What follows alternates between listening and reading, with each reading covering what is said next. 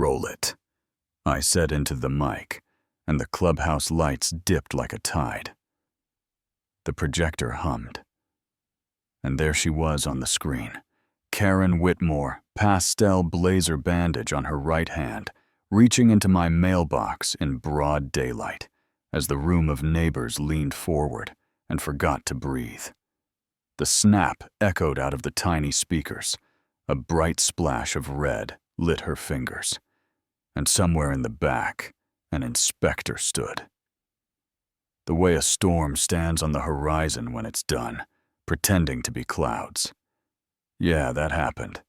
But if you want to know how we got to that moment, come with me. I'm Cole Matthews, 57 Tool, and die by trade. Peace and coffee by preference, married to Lauren, who can organize chaos with a Sharpie and a spreadsheet, living in Riverbend Meadows on the edge of Franklin County, Missouri. Quiet streets, quiet neighbors, and for a good while, a quiet life. I did my best to earn. Mornings were for walking our dog, afternoons for mowing lines, so straight a high school marching band would be proud evenings for porch talk with whoever wandered by. Then a 6 a.m. knock tapped that peace like a fork on glass. I opened the door in a robe, and there stood Karen Clipboard, like a badge smile that never quite warmed up pen. Already tapping as she said, "Good morning, Mr. Matthews. You're in violation of Bylaw 7C, lawn height exceeding 4 inches. That will be a $500 fine sign here to acknowledge." I looked at the stripes I had cut the day before and said I mowed yesterday, and she glanced once, then said, "Then mow correctly," and turned on her heel like I had wasted her time. That was the first drop. The next drops were smaller, but colder. A VA envelope with a peeled corner, a utility bill with a greasy fingerprint, a bank letter with a flap pressed down like it had been reconsidered. All these tiny tells. A creature of habit notices. When something starts wearing your routine like a mask. Our mailman Evan Ruiz handed me letters at the curb one Friday and lowered his voice as his eyes slid toward the clubhouse. I probably shouldn't say this, but I'm hearing talk of inspections for mailboxes. I blinked and asked, inspections for what? And he said, aesthetics. Like the word had a bad taste. Then he added, mailboxes are federal until delivery. Nobody touches a letter except me or the person it's addressed to. You know what I mean? And we both found ourselves looking at a beige door framed by perfect hydrangeas. I didn't blow up. 20 years in the service teaches you to document before you detonate. So I photographed the lawn with a little gauge reading 5 inches. Saved every notice, annotated envelopes on my kitchen table like it was a lab bench. Told myself maybe it was nothing while knowing it was something. The notices started stacking like storm clouds. Wind chime, non-compliant remove in 24 hours, or additional fines, waste bins left curbside, past the 12-hour marks false. And I had doorbell footage to prove it. Landscaping debris not contained a single twig on the drive that probably fell from a tree that doesn't even pay dues. The tone sharper each time the ink meaner, and Lauren squeezed my shoulder and said, "She's building a file. We build one too." Then the petty started getting creepy. Our peephole camera turned blurry, and Lauren's tissue came back slick with petroleum jelly. The birdhouse camera across the street went dark, with a clean-cut wire, and a little after 1 a.m., a big shape crouched by our side yard trash. The floodlight popped like a flashbulb, and on my phone I watched Doug Pike, the HOA's favorite heavy, tearing through our Tide bags, pulling one envelope, then shoving it back. When he saw my name, not tidying hunting, I didn't step onto the porch. I hit record, and that was the first time the heat in my chest felt less like anger and more like purpose. It really snapped into focus when Lauren talked to the Keeners, single mom, 2 kids, who had a reissued EBT card coming PIN mailed separately. Neither letter showed up, and I wrote dates on a pad while the room went quiet. In that way, where you can hear your own pulse. That was the night I decided proof had to take over where patience ended. Not for my pride, not for a stripe of grass, but because stealing a letter can steal a month of groceries. I won't bore you with the engineering. I built a harmless device that does one thing loudly.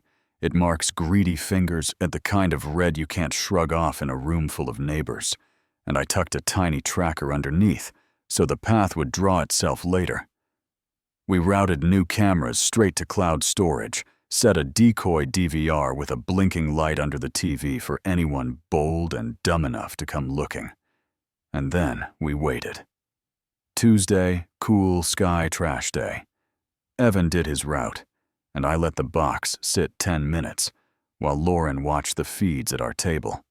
Target leaving her house, she said with a smile in her voice.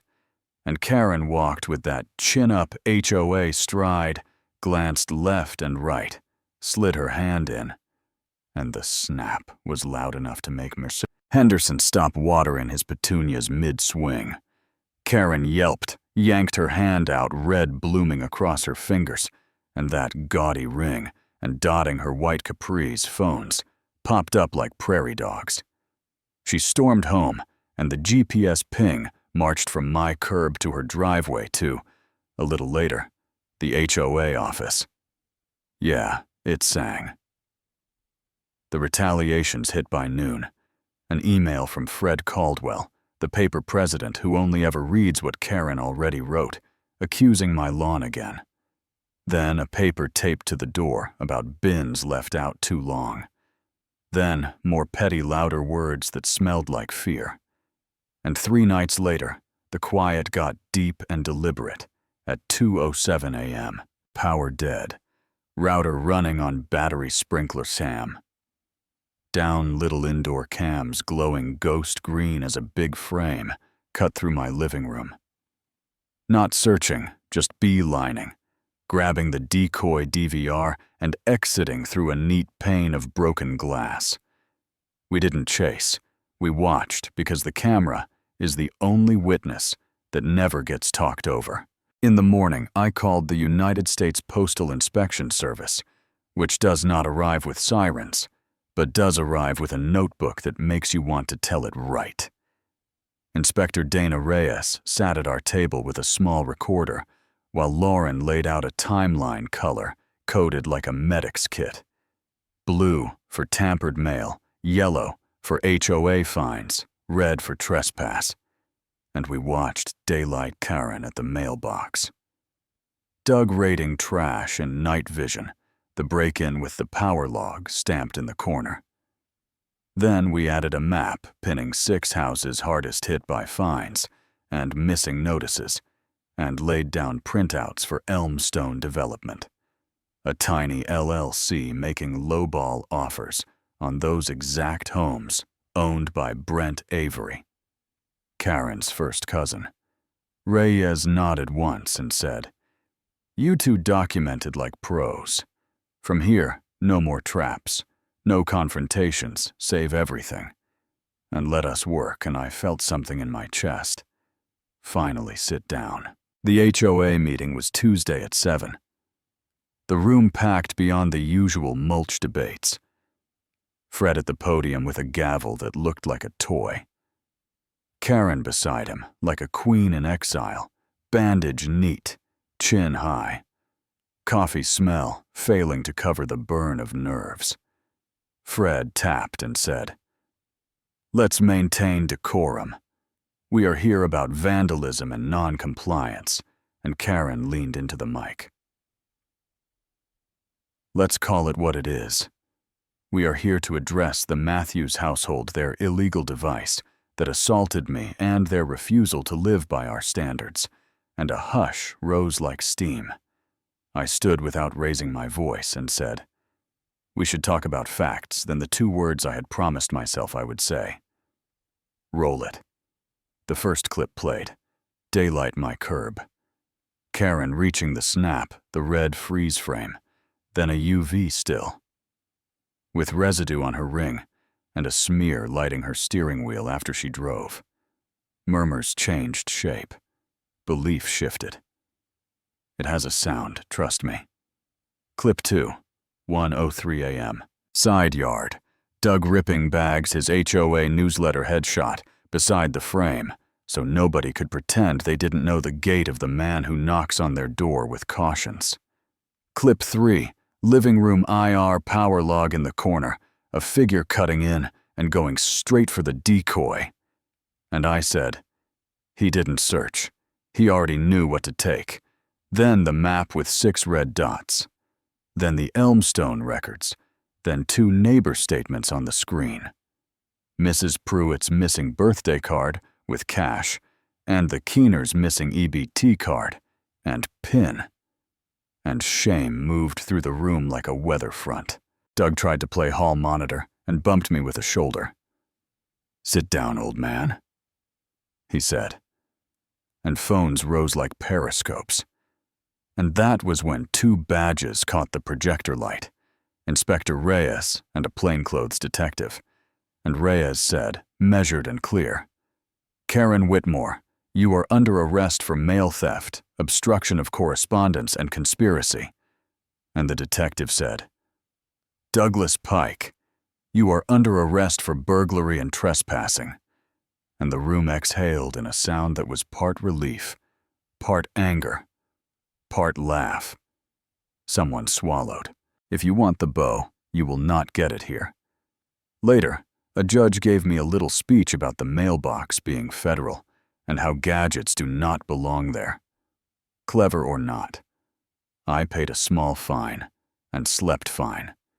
And you can argue I crossed a line while also believing that without the mark on Karen's hand, the GPS path from my curb to their office, and the night vision proof that Doug came for evidence, not TVs, the truth would have stayed a rumor that dies in a parking lot.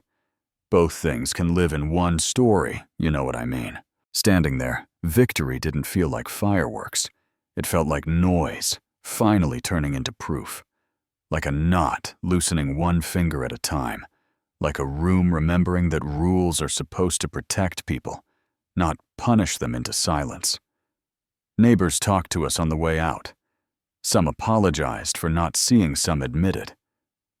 They saw and were scared. Fear collects interest in suburbs, the way leaves collect in gutters, quiet at first and then suddenly a flood. And the next morning, Evan slid mail into the box and gave me a small salute. We both understood, so here is the piece I'm handing you. Was I right to mark my mailbox so the truth would leave a stain, or did I step too far, even if stepping was the only way to get help? Tell me where you draw the line between standing up and making a show. Tell me if you've seen a small-time power twist. Rules into weapons. Drop a comment. With what you've lived and what you would have done in my boots. Hit like if this hit a nerve share. It's so the next.